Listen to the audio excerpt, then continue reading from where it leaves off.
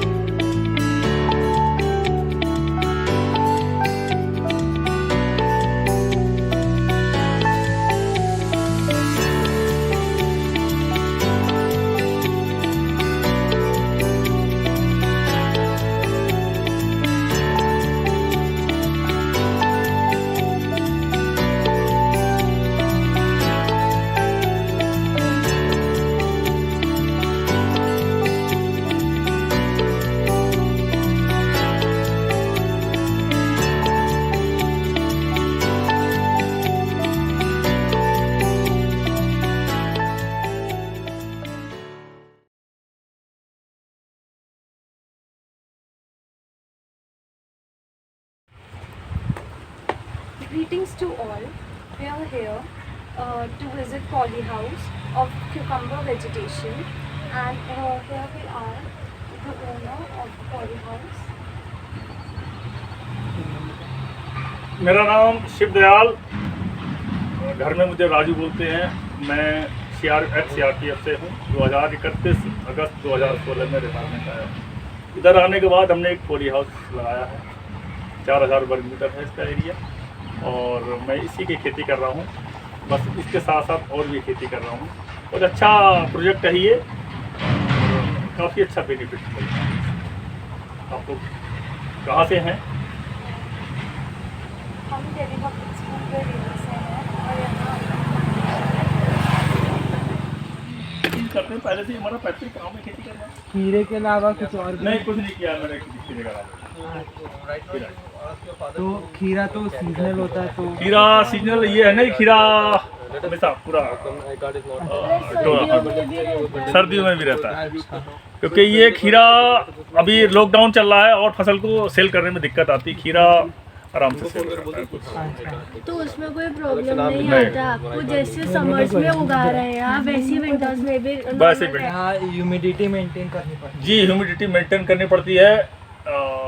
Sprinkler लगे हुए हैं और ऊपर फोकर भी लगे हुए हैं, तो ह्यूमिडिटी मेंटेन होती है। ये रिस्कवान कंपनी का किंग स्टार सीड लगा हुआ है। डाउन हो जाते हैं, सब बंद हो जाता है पूरा। कुछ नहीं, इसमें बारिश का कोई प्रभाव नहीं। बारिश, ठंडी, सर्दी, गर्मी कोई प्रभाव नहीं। खीरे को टेम्परेचर कितना चाहिए होता है उगने के लिए? ये तो इतना तो गहराई से नहीं जानता हूँ मैं। मीटर रखा, वो भी खोल के रख दिया है।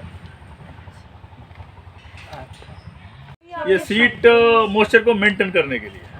और ये पाइप ड्रिप इरिगेशन, पानी पहुंचाने के लिए। पानी आपके पास ड्रिप इरिगेशन का आइडिया कहाँ से आया? ये सब पॉली हाउस में ही लगता है, ड्रिप से ही लगता है। सर्दियों की सीट अलग अलग होती है, मतलब अलग अलग टाइप के आते हैं। ड्रिप इरिगेशन का फायदा क्या होता है?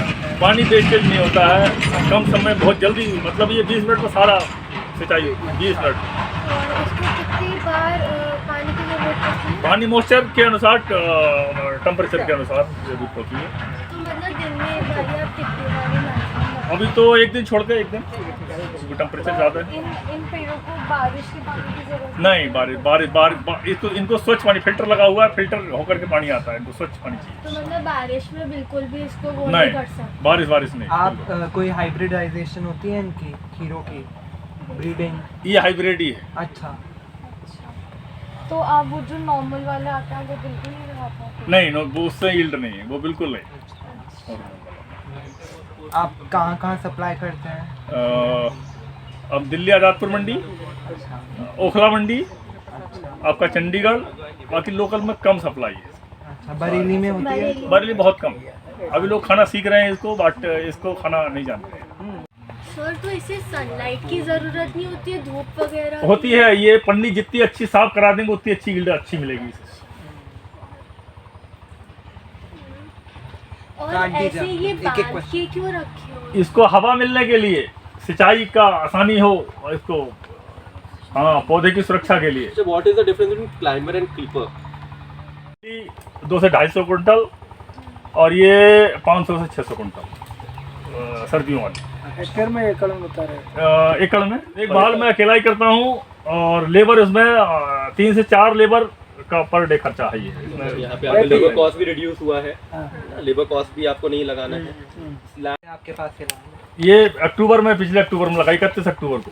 अच्छा, और ये आपकी कितने सालों से आपके पास ये ज़मीन है? जमीन तो मेरी पैतृक है ये। अच्छा, हाँ, जुलाई में पहली क्रॉप लगाई थी मैंने। तो मतलब ये आपके घर में जैसे और जो आपके पहले पिता जैसे थे, तो उनके पास ऑलरेडी ये ज़मीन थी, तो वो भी इस पे खेती करते थे? जी, पहले ही खेती करते थे, मतलब गेहूं करना खेती पहले से हमारा पैतृक काम है खेती करना। तो पहले किसकी खेती होती थी? पहले भी खीरे की होती थी? नहीं, और भी जमीन है मेरे पास। गेहूं करना मैं पैदा करता हूँ, खीरा केवल पॉली हाउस में लगाता हूँ। क्या मतलब क्या प्रोसीजर था? इसको पहले हम सब जुताई करते हैं, फिर इसमें सारी खादें वगैरह डालते हैं, देसी खाद का प्रयोग करते हैं। इसके बाद फिर इसमें बेड बनवाने के बाद और हम सीड का स्वयं करा देते हैं। आप फर्टिलाइजर का इस्तेमाल करते हैं या मैन्योर?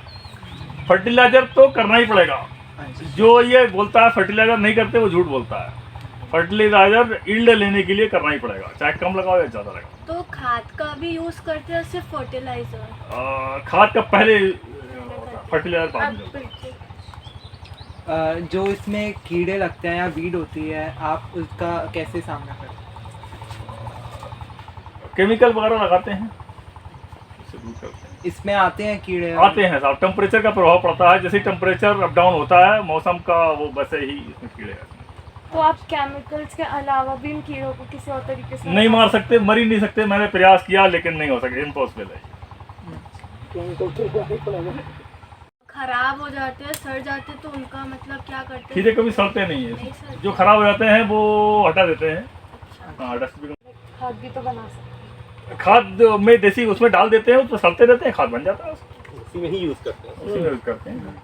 आपने खीरा? खीरा बॉडी के लिए बहुत अच्छा है। खीरा से गर्मी में बहुत इसको खाने से काफ़ी Dehydration। हाँ मिलता है, और ये ठीक है, खीरा से कभी लॉस नहीं जाता।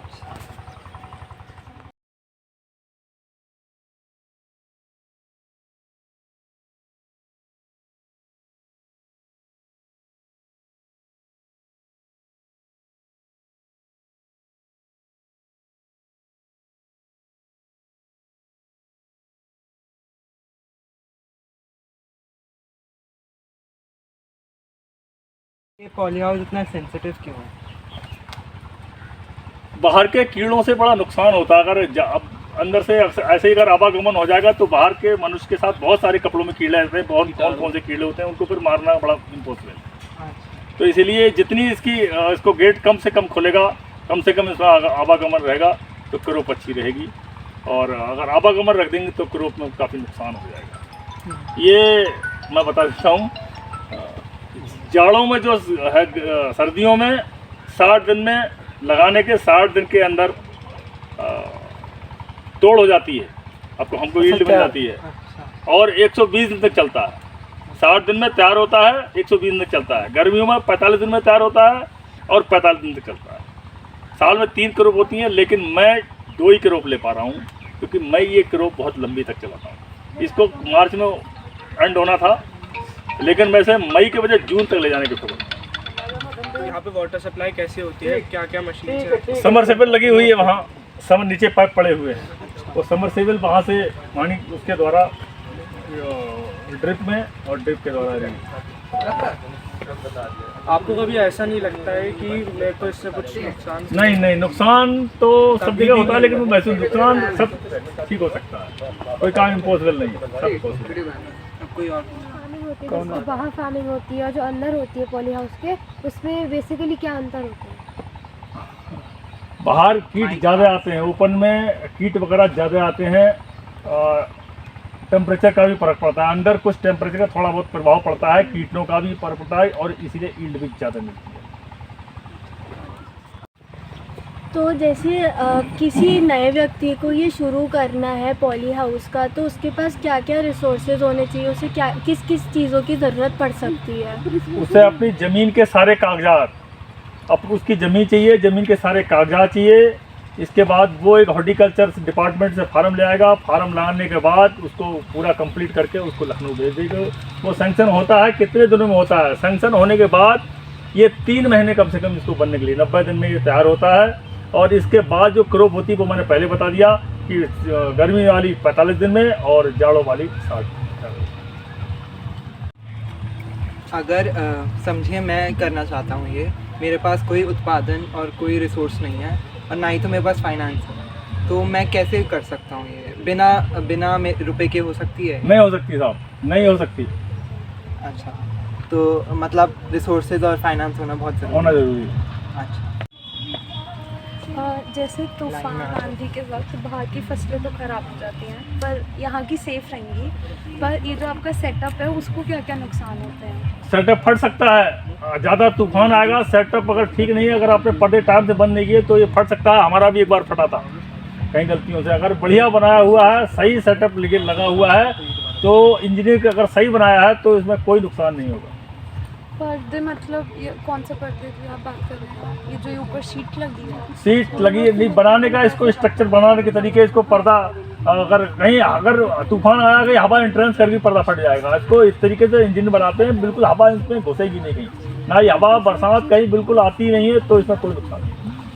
हीरे पे क्या इफेक्ट पड़ेगा? हवा की जरूरत तो पड़ेगी, फसल कोई फसल है उससे वायुमंडल की तो प्रभाव पड़ेगा। तो ये जब बंद हो जाएगा तो ये पीला पड़ जाएगा, इसको ऑक्सीजन नहीं मिलेगी, जंगल हो जाएगा। अभी ऑक्सीजन मिल रही है? ऑक्सीजन मिल रही है। ये जो पॉली हाउस है, इसकी देखभाल और मेंटेनेंस के लिए मतलब कैसे करते हैं? फिर करें तो इसमें मेरे हिसाब से तो कोई नुकसान नहीं होगा। अब हम इसमें लापरवाही की देखने में कि लापरवाही, मौसम अगर तूफान आ गया फट गया तो उसमें कुछ भी हो सकता है। अगर हम ठीक से इसको मेंटेन करें, सब पर्दे सही टाइम से बंद हों, टाइम से इसकी देखभाल करें, कोई जानवर ना आए, तो इसमें फिर मेरे हिसाब से स्ट्रक्चर में कोई मेंटेन। अच्छा, तो जैसे ये जंगली पौधे वगैरह अगर हैं तो ये नुकसान पहुंचाते हैं खीरों को? बिल्कुल बेटा, बाहर जो भी ये पौधे हैं ये सब नुकसान पहुंचाते हैं, इनको सबको तत्काल सफाई करनी तो आप इनको जैसे हाथों से अपने आप हटाते हैं या फिर कोई केमिकल्स वगैरह का इसको यूज़ हाथों से हटाते हैं। आपकी गवर्नमेंट हेल्प करती है? आपके कोई स्कीम्स वीम्स है गवर्नमेंट की जो आपको मदद करती है? लगाने के बाद गवर्नमेंट कोई हेल्प नहीं करती, सब कुछ अपने आप ही करना पड़ता है। कुछ आपको योजनाएं जो होती हैं गवर्नमेंट की, कुछ आपको मिलती हैं? योजनाएं हम सुनते तो हैं, योजनाएं आती हैं, लेकिन हमें ऐसा कोई दिखाया नहीं, बताया नहीं कि कोई योजना आती है जो उसको बाद में जो कुछ देती हो या कोई मेंटेन करती। तो इस ज़मीन का कुछ टैक्स वैक्स? नहीं, कोई टैक्स नहीं, कोई टैक्स। ठीक है।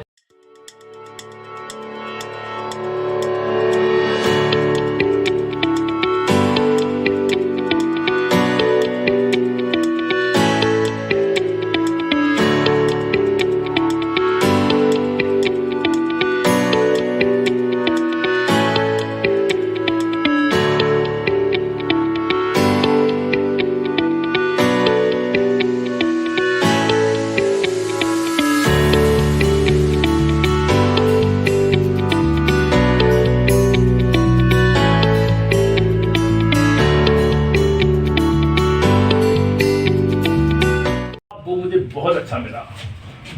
सर्विस करने गया, वहाँ भी मुझे मित्र बहुत अच्छे मिले, जिसके कारण मैंने बहुत अच्छी नौकरी की और मित्रों ने मेरी लाइफ में बहुत मदद किया मुझे। मैं वहाँ भी बहुत बढ़िया, मैंने आपको बताया, बहुत अच्छी नौकरी करके आया हूँ।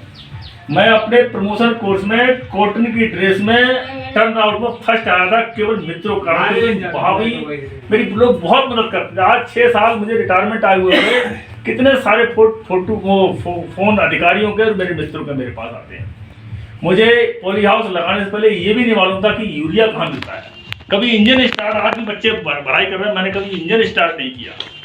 ट्रैक्टर 2 ट्रैक्टर कंडम हो गया, मैंने कभी ट्रैक्टर नहीं चलाया। लेकिन यहाँ आने के बाद भी सब कुछ जानकारी, हमें ये पता ही नहीं था कि इसमें कोई रोग भी आता है। लेकिन मित्र निस्वार्थ, बिना कोई सेवा भाव के ऐसे बढ़िया बढ़िया मित्र मिले, जिसके कारण मैं इस कगार पर पहुंचा हूँ और मेरी लोगों ने बहुत मदद की। मुझे ये भी नहीं मालूम था कि खीरा सेल कहाँ होगा, कैसे सेल होगा। एक छोटा सा एग्जाम्पल देता हूँ मैं बेटा आपको। फील्ड तैयार, खीरा तैयार लग गया के बाद हमदार तो आएगा, हमें ये मालूम था सेल कहाँ होगा। हमारा एक मित्र था, बोला वो भेज दो, रुद्रपुर भेज दो।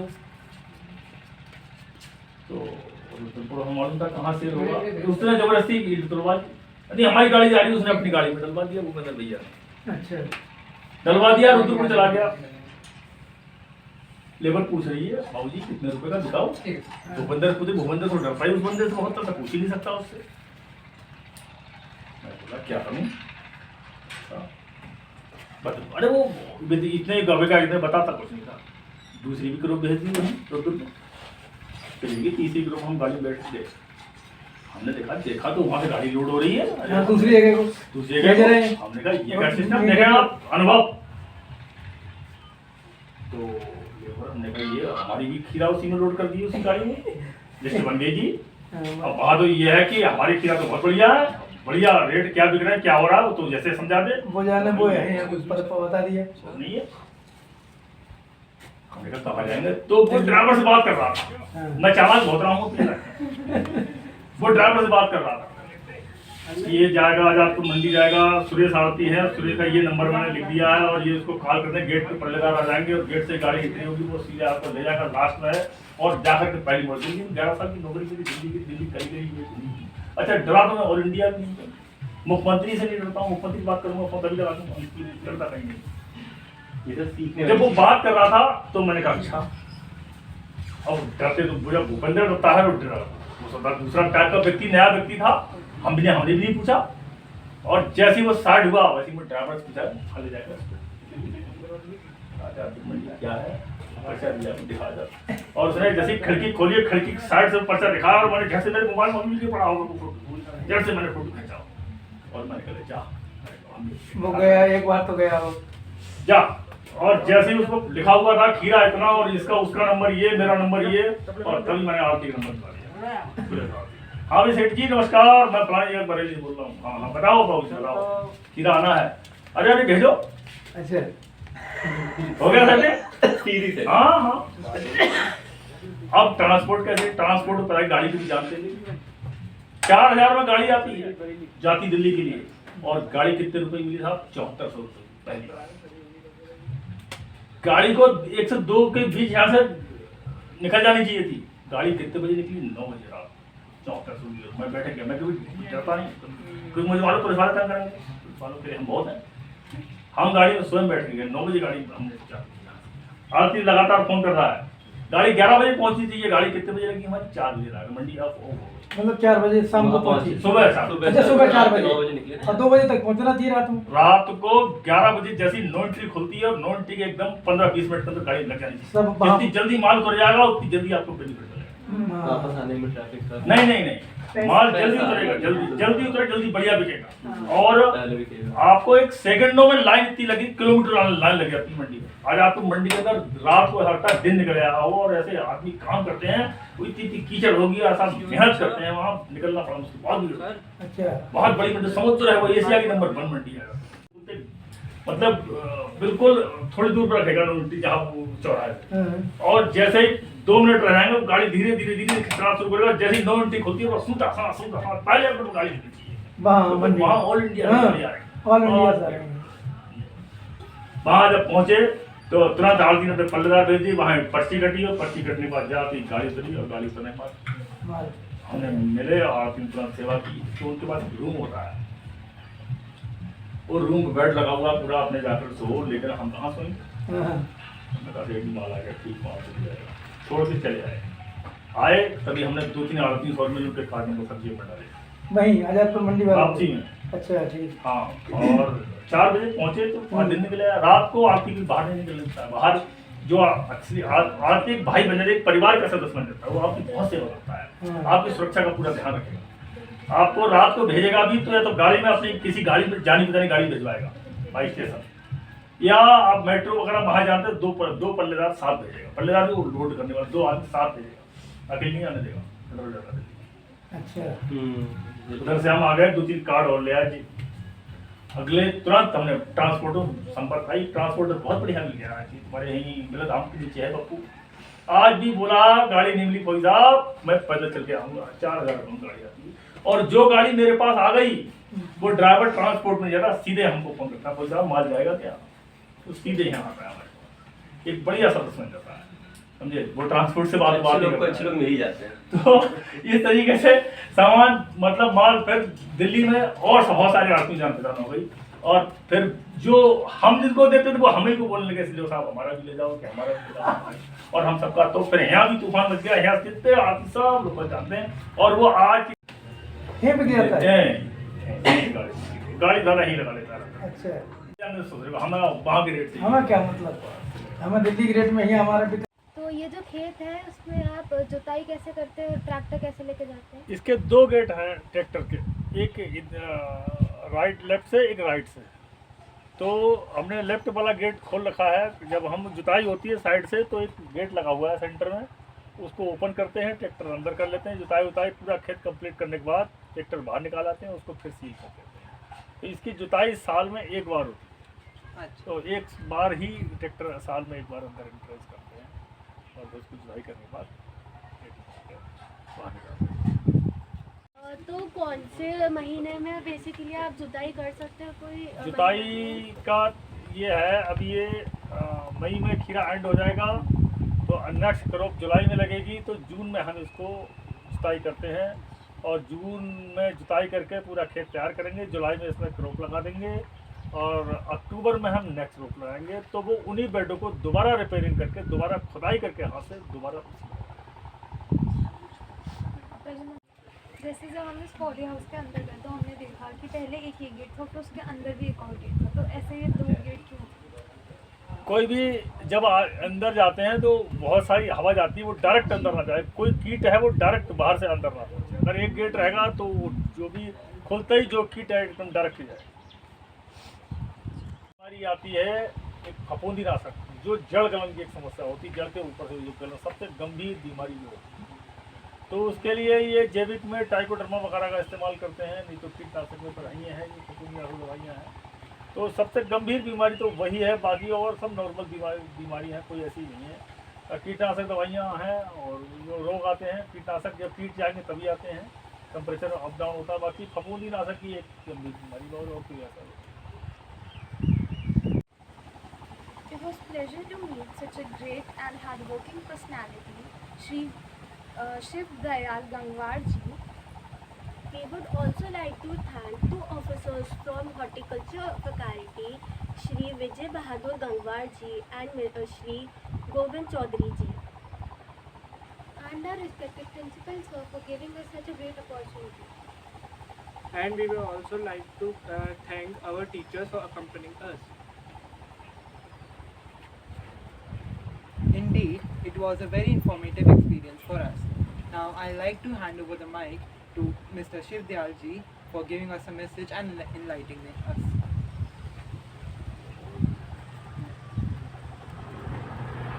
आप